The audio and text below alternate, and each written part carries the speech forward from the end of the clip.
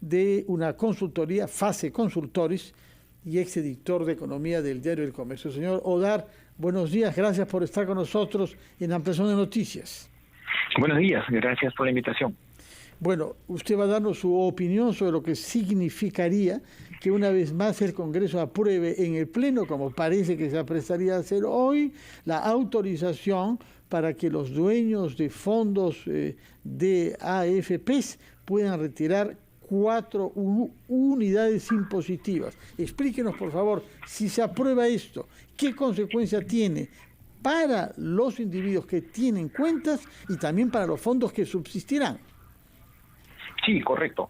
A ver, lo primero que tenemos que tener en cuenta es de que las condiciones actuales ya no son las extraordinariamente negativas que había al inicio de la pandemia, con lo cual lo que se estaría haciendo de aprobarse esta medida es justificar bajo condiciones normales retiro de fondos previsionales, es decir, se estaría pasando de un ahorro de largo plazo que tiene un fin específico a un ahorro que se puede retirar en cualquier momento. Y eso sí tiene un efecto negativo sobre el mercado de capitales. Pensemos que estas son inversiones a largo plazo que tienen los recursos, tienen la liquidez suficiente a lo largo de ese horizonte de inversión que ven típicamente 20 años o más pensando en el afiliado, y de pronto tienen que tener liquidez inmediata, liquidez a corto plazo. Eso tiene un efecto nocivo en el mercado de capitales. Ahora, ¿de qué magnitud sería? Lo que hemos estimado es que en función de qué ha pasado en los retiros previos y sobre todo en la última medida que fue el año pasado, estaríamos enfrentando la posibilidad de que se retiren del sistema hasta 37.750 millones de soles, lo cual es más que la máxima del año pasado, que fue alrededor de 32.000 millones, ¿no? ¿Cómo influye esto en el hecho de que, se golpee de esta manera a este fondo de previsiones? ¿Cómo influye esto en la economía en general? Si tiene algún efecto en la inflación, inclusive. Sí, correcto. Y esto tiene básicamente dos efectos, los cuales terminan influyendo negativamente en los consumidores. Uno es la subida directa de precios que se puede generar en la medida de que haya mayor demanda, ¿no? Esa liquidez retirada del sistema puede servir para financiar gasto de consumo y eso impulsa los precios más de lo que ya están subiendo. Y por otro lado está el canal al alza del tipo de cambio, por dos motivos, ¿no? Uno, directamente las personas que retiran pueden comprar dólares en un contexto en el que se está percibiendo una mayor incertidumbre global, el activo refugio es el dólar, y lo otro es también el efecto negativo que eso puede estar sugiriéndole a los inversionistas, ¿no? Es pensar de que el sistema previsional está siendo nuevamente a prueba, puede generar una mayor incertidumbre, mayor percepción de riesgo sobre el Perú y elevar el tipo de cambio. Entonces, en la medida que haya una subida en el tipo de cambio, hay un traslado adicional a la inflación, ¿no? El costo de los bienes importados, todo lo que está en dólares, al pasarlo a soles, se encarece aún más, ¿no? Y en ese sentido, también hemos estimado el efecto que eso generaría sobre la inflación, ¿no? Y en el escenario extremo, ¿no?, en el que se concrete esa salida que estamos estimando de hasta 37.750 millones de soles, eso implicaría una presión adicional sobre la inflación a un año de hasta 4,5 puntos porcentuales adicionales. Entonces, ese factor es probablemente el que perjudique más a las personas en la medida de que, primero, es un grupo pequeño, el de personas que podrían estar retirando su parte de su fondo, ¿no?, hasta 4 UITs, la mayor parte de los que podrían haberlo hecho y ya lo han hecho en las ocasiones anteriores, hasta pueden haberse quedado sin fondo y estaría perjudicando a todos en la medida de que impulsa los precios de manera general, ¿no? Entonces hay una pérdida adicional en la situación de bienestar de los consumidores asociada a esta medida, ¿no? Señor Odar, buenos días. Usted se refirió al tipo de cambio del dólar y sobre eso también quería consultarle. ¿Cuál es la proyección que usted prevé en este tema? Porque hay factores internos y externos que están influyendo mucho en esto. Y en el tema interno, sobre todo, la inestabilidad política y esta idea de cambio de constitución. Pero ¿cuál es la perspectiva que hay en medio de esta situación que vive el país con relación al tipo de cambio? ¿Hasta dónde podría llegar en cuanto a índice? Le pido por favor que nos espere. A las 9 de la mañana con 7 minutos estamos conversando con el economista Juan Carlos Odar, director de FEIS Consultores, además ex editor de Economía del diario El Comercio. Le había consultado, señor Odar, cuál es la proyección que ve con relación al tipo de cambio, el dólar que ha subido de manera considerable luego de una serie de factores. Pero hablemos básicamente del tema interno, ¿no? Por esta inestabilidad política que hay y la idea de cambio de constitución. ¿Cuál es el panorama que usted vislumbra, por ejemplo, en el tipo de cotización de aquí a fin de año? Sí, correcto. Y a ver, en este momento estamos con una presión al alza generalizada a nivel América Latina, en la medida de que justo hoy día se espera que Estados Unidos suba su tasa de referencia de manera fuerte, lo cual implica un fortalecimiento global del dólar y como espejo nos castiga, nos perjudica en la moneda. Es decir, hay una presión al alza del tipo de cambio.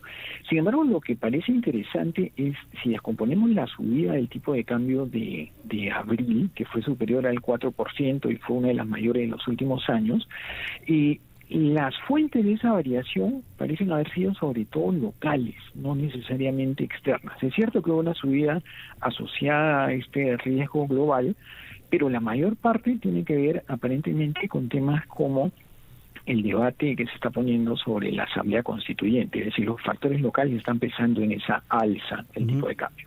Dicho eso, entonces, ¿qué esperamos hacia fin de año? No, más o menos lo que pareciera razonable vista la historia y qué ha pasado con episodios de subida de tasa de interés en Estados Unidos y más el riesgo local que estamos viendo, es probablemente esperar hacia fin de año un tipo de cambio en el rango entre 4.05 y 4.10, ¿no? Una presión hacia el alza, pero que no llegaríamos a los niveles máximos que tuvimos de tipo de cambio hacia agosto, septiembre del año pasado. Y en el corto plazo, perdón, Fernando, en el corto plazo, a ver, ¿en qué influiría que se resuelva de manera definitiva esta propuesta de que genera inestabilidad política y cambio de constitución?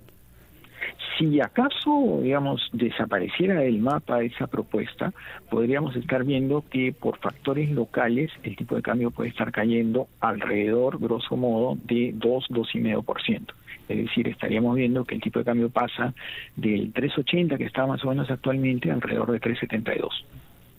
Señor Odar, yo quisiera preguntarle algo apelando a su experiencia de economista, por una parte, pero también de antiguo editor de economía en el diario El Comercio, es decir, ha registrado día a día los comportamientos de los actores económicos. En este caso hay algo que sorprende, que la Comisión de Economía pide opinión a la Superintendencia de Banca y Seguros, al MEF y al Banco Central, que son organismos que hacen estudios serios, rigurosos. La misma comisión pide opinión y los tres órganos técnicos del Estado peruano emiten opinión adversa a la devolución de estos fondos. Y sin embargo, la Comisión de Economía funciona como si no hubiese recibido nada. Explíquenos cómo es este procedimiento y cómo se contesta a alguien al que le consulta a uno, que da su opinión técnica, pero yo decido prescindir totalmente de lo que se me ha contestado. Bueno, en todo caso, eso termina siendo un mal ejemplo, ¿no? Y de nada sirven las advertencias previas en la medida que se quiere hacer algo nocivo, ¿no? Por ejemplo, ya pasó con el tema de la aprobación del 95.5 y la posibilidad de que la gente retire su fondo al cumplir los 65 años, ¿no? Entonces, ahí también había opinión técnica en contra y sin embargo se siguió adelante. Es decir, parece, ya, ahí ya trascendemos un poco de la política económica y nos vamos a la economía política, ¿no? ¿Y qué parece? Parece que los congresistas o quienes impulsan estas medidas lo que buscan es una rápida aprobación, que se diga qué bien esto, pero sin embargo no se conoce o se deja de lado lo que es el costo asociado a aprobar estas medidas. Es decir, por ejemplo, hoy día ¿no? Se le da las 4 OITs a la persona que pueda retirar y con eso dicen qué bien el Congreso me dejó utilizar mi dinero, etcétera.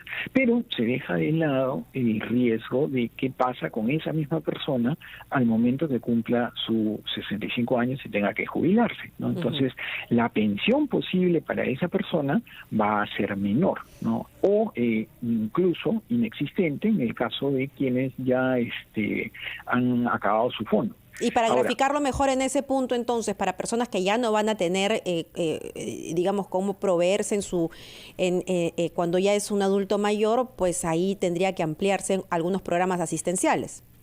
Exactamente, pero ese costo no lo va a asumir ninguno de los congresistas actuales, lo va a asumir quien esté en el gobierno dentro de 20, 25 años, ¿no? Quien quiera que sea, ¿no? Pero incluso es muy probable que ni siquiera sea de algún partido actualmente existente. Entonces eso nos quiere decir de que ese costo, bueno, ya lo asumirá alguien, piensan los congresistas, pero para nosotros es una medida que nos genera popularidad, aceptación, y eso es justo lo que necesitamos, ¿no? Entonces yo creo que eso es lo que dicen los congresistas y por eso siguen adelante a pesar de que técnicamente se les muestra de que es una medida que no debería implementarse.